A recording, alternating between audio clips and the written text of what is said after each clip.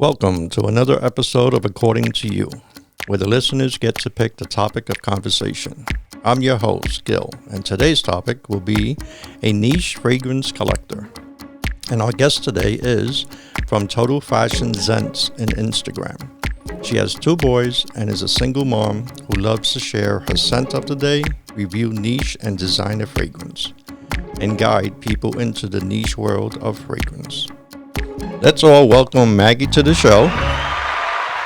Hello, Maggie. Hey, Gil. Thank you for having me on your podcast. No, thank you for actually being on our podcast. So, can you elaborate a little on what it is that you do?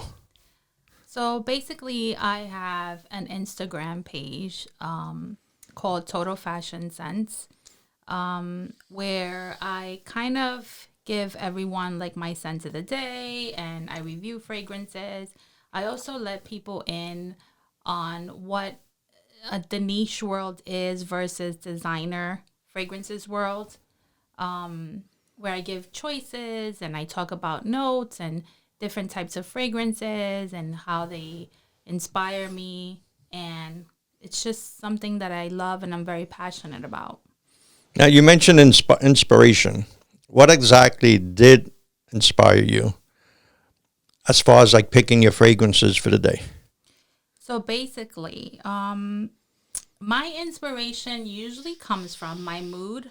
So depending on how I woke up that day, if I'm in a happy mood, if I'm in a moody mood, or I'm having a bad month.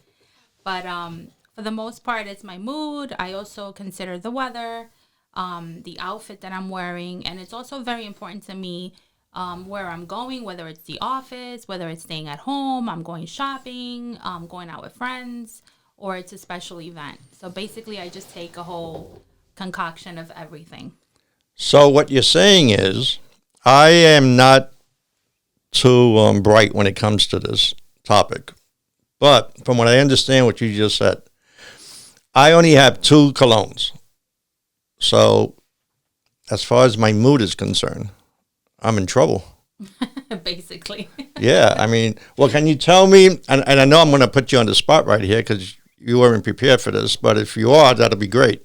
So, what kind of mood am I in if I use the Jimmy Choo man, not Chippy Choo, Jimmy Choo man? Well, from what I get from this fragrance, I'm able to smell it now. Can I just use your bottle one second? Absolutely. Kind of get inspired a little bit? Sure. All right, so. What are you doing? Okay, so basically what I do is I spray it to kind of see what kind of notes it has in the fragrance and see like what kind of a fragrance it is. So for example. Well, I'm sorry, I don't mean to interrupt, but when you say notes, are you referring to the ingredients? Yes. Oh, okay. Basically what they all the oils that they put inside the fragrance to make the DNA of the fragrance. Okay. So, different fragrances have different types of notes and ingredients that perfumers use to make it what it is. So in this case, I can sense that it has pineapple. It's also very barbershop-y. So basically what I'm saying by that is this is the kind of scent that you would get when you walked into like a barbershop and they kind of cut your hair and they put that lotion or whatever it is they put on guys in their heads. It's a very barbershop kind of smell. But I also get some fruits in here. So I'm thinking there's melon. And this is also a very spicy fragrance. So for this one, because it has the citrus and it's a little bit of fruity in it, I would say this is a great one for every day. Okay, so you got all that by smelling it. Yes. Okay. Well, I mean, all I do is I spray it. I do the cha-cha-cha in front of the mirror. And well, this is why we develop our noses. As you, basically the way it works for me is years of experience smelling so many different fragrances.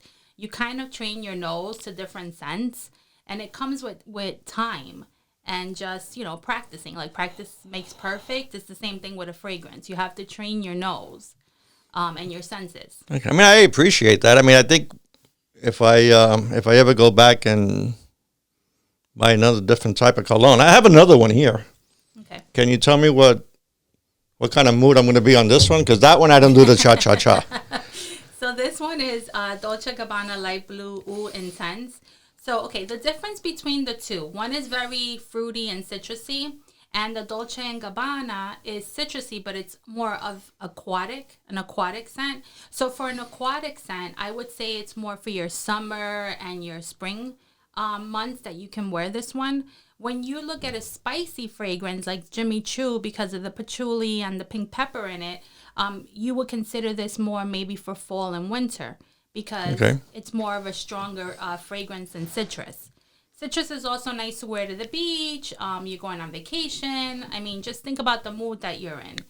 Do you want to smell fruits when you go to work, or do you want to smell, aquatic notes when you go to the beach? It's all up to you. But, fragrance to me is like basically wear what you want, how much of it you want, and wear it anytime. If you love it, wear it. Well, I put on the Jimmy Choo. Yes. And I noticed that it doesn't stay on that long, whereas the Gabbana actually kind of stays for a while. Like I could be working all day, and somebody will walk by and say, "Oh my God, you smell good." Why is that? Okay, so there's also a difference. The Jimmy Choo is an EDT, which means it's an eau de toilette. And then the Dolce & Gabbana Intense is an EDP, which is eau de parfum. So basically the difference is the oil concentration. On the EDT, they don't put as much, oil concentrations versus on the EDP.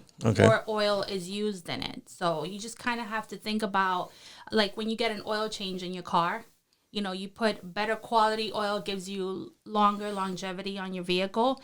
Cheaper oil wouldn't make it last as long. So it's kind of like the same thing. There's a cologne that I've not a cologne, I'm sorry. It's a perfume. Right. Called Channel No. 5. Chanel. Oh, yeah. Okay, so listen, guys. I'm the first one to admit I know nothing about perfume or cologne or how you pronounce all these words. I mean, listen, the Gabbana. Right. What's the first word? Dolce. Yeah, I called it dulce. Well, that's what it means. Dolce in Italian is dulce. Oh, well then I got that right. Sweet. So that can also tell you like what type of fragrance that is. It's a sweet fragrance. Ah. A lot of times brands, will also own up to their name. Oh, that's interesting. Not always the case, but in this case, it works with the fragrance. Okay, I'll keep that in mind. So, how long have you been doing this? All right. So basically, I started my channel. My first channel, I started it last year in December. All right. So you only been doing this for a year, and you could smell. No, less than a year. Less than a year. I have the channel. Okay, and then you could actually smell it, and tell me what the ingredients are. No, I've been around fragrances all my life. I mean, since I was I can remember being a kid, a small kid, and your mom. I mean, I don't know if there's any Hispanic kids out there listening to this, but when you're a kid, and I'm Puerto Rican, so Puerto Rican moms tend to put agua de colonia. Boricua in the house. Yes, they put this water it has fragrance in it, and then they put all kind of stuff like Johnson & Johnson and powder, and you need your Dexatin and all that stuff. So when you're a baby, I mean, they're exposing you already to fragrances in different scents. And as I kept growing up, I mean, I have memories associated with fragrances. So I've always enjoyed the whole outlook of what a fragrance is. Okay, so the love of fragrance came from when you were a child. Yes. Okay. Okay. How did you learn about all this? Well, there's a lot of YouTube videos, but also just trial and error. I mean, every time I go to a department store or I go to a perfume house, I stop by and I smell perfumes and I try to guess the ingredients that are in there, the different notes.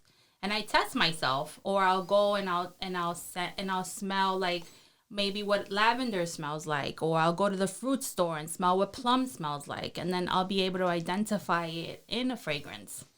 When you had sent me a voicemail in regards to the topic that we're talking about, I did a little bit of due diligence. Now, a lot of people say that I'm emotionally disabled, but not crazy like that. But this is what I heard. Either I heard about it or I read about it. That fragrances can help with our emotions. Is that really true? So, Gil, to answer that question, I've done a couple of different researches online to try to figure out how true this whole thing is, that people talk about. And I found that there was a study that was conducted back in 2011. I can't remember exactly who the person was, where it related that positive emotions can elicit certain fragrances, and it's proven to lower stress levels and improve overall mental outlook. Okay. And I'll give you an example. If you were feeling very anxious, right, and you went into an herbal store, where they sold different herbs and different things, and you started smelling different herbs, like chamomile is known to help with stress. Valerian root is known to help stress. Different scents and aromas can awaken something in your brain, which kind of brings it to a relaxation mode. It also can significantly improve your mood.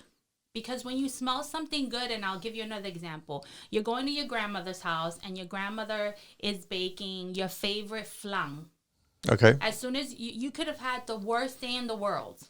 You walk into your grandmother's house and you smell that aroma of beautiful caramelized flan that's being cooked. Yep, I can relate to that. You can absolutely trust that whatever you were feeling will be forgotten. Because right in that moment, your brain is only thinking about one thing, and that is you want to eat the flan. Yep. Right? So that alone already tells you that it does something with your brain. So, okay. And that all comes from, your different senses. Okay. Well, that makes a lot of sense. Yeah. I realized that when I mentioned Chanel, and it's really Chanel, I didn't actually follow up.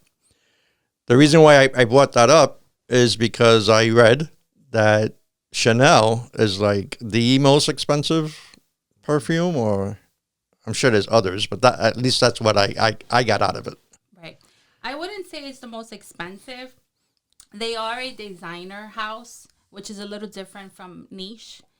They do have... Wait. What's the difference between designer and niche? Okay, so a designer house is fragrances that are branded and sold by fashion designers or celebrities. For example, Jennifer Lopez. Jennifer Lopez is a brand. She has a brand called JLo, and she has JLo perfumes branded. KKW is a brand by Kim Kardashian.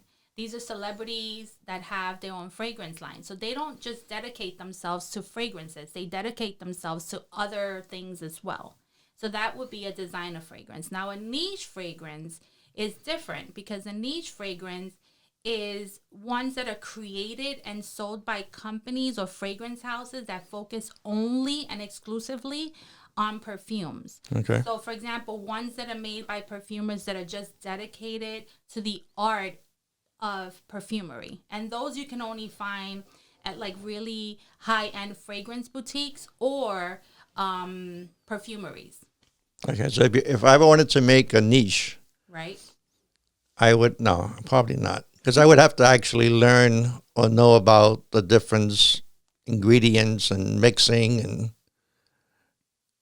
it'll be a lot difficult for me to do that than me designing. Because if I just put my name on something, right, they do the work. Exactly. Okay, now I understand. Now, the thing with design, the niche fragrances, it takes years sometimes for them to come up with a fragrance. Because they're picking the flowers, they're picking the spices, they're being transported from other countries, and there's so much work that goes into it. It's not just, like you said, putting your name on it and let somebody else do all the work. Right. So, what are your long-time goals here, like within the fragrance community? And from what I understand, because I watched, again, I did a little bit of homework. I watched a few videos, and there's a big community. Was it always like that, or? No. I'm noticing that ever since I want to say COVID happened, I think being at home and having people stuck at home kind of gave them more of an insight to more YouTube videos, and they just started experimenting on everything because everybody was just bored in their house, losing their minds. Okay. So I've noticed that the past, I want to say 2 years or so, this has really exploded. I mean, designer fragrances have always been out there because they're meant to they're being mass produced, and they're meant to, to be people pleasers. Okay. Those are the ones you see at the designer at the the big stores like a Macy's or Bloomingdale's, etc. Okay. But I feel like niche people are starting to realize that there's other fragrances out there aside from those common generic scents that we're so used to smelling day by day. And people actually want to smell unique. They don't want to smell like everybody else. Okay. And so that's where the whole niche comes into play. So what is your long time goal within the fragrance community? So, honestly, if somebody's listening to me, I'm just joking. I would definitely love to continue learning and exploring more, not only my nose, but also exploring more about notes and just learning as much as I can and getting my hands on a lot of the available information and knowledge that's out there. And, I like to inform myself. I like to research. But I also would love one day, if I could push forward a few years, perhaps create my own fragrance. And when I say create, I don't mean me per se. I mean like work with a famous perfumer and create something that I would totally, totally love and would represent me, the chapters in my life and my journey. Okay, so you're referring to your own niche and designing, putting it together? Well, not a niche house, just a fragrance that would be maybe marketed through another company, another fragrance house. Not necessarily me. It would be wonderful if I had one day my own fragrance house where I can actually offer that to other people. But for right now, I'll be content with having my own fragrance. Okay, and I'm unfortunately I'm getting the cut sign here. We've run out of time, but I did have another question, and I'm going to ask the question, but you won't be able to answer it because we have to go. I heard that I think it was some kind of animal. I believe it was a whale. Whale vomit. It's whale vomit. I'm going to say it one more time. Whale vomit that is actually put in or used as an ingredient. Give me a yes or no on that. Yes and no. And okay, so there is okay. Yes Yeah, no. Unfortunately, we don't have time. If you would love to come back, and we could do this again, and if the people want to have you back, that's perfectly. You let me know when you can come back, and we'll do it.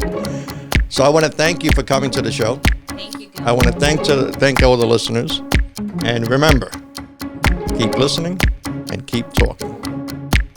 We'll catch up.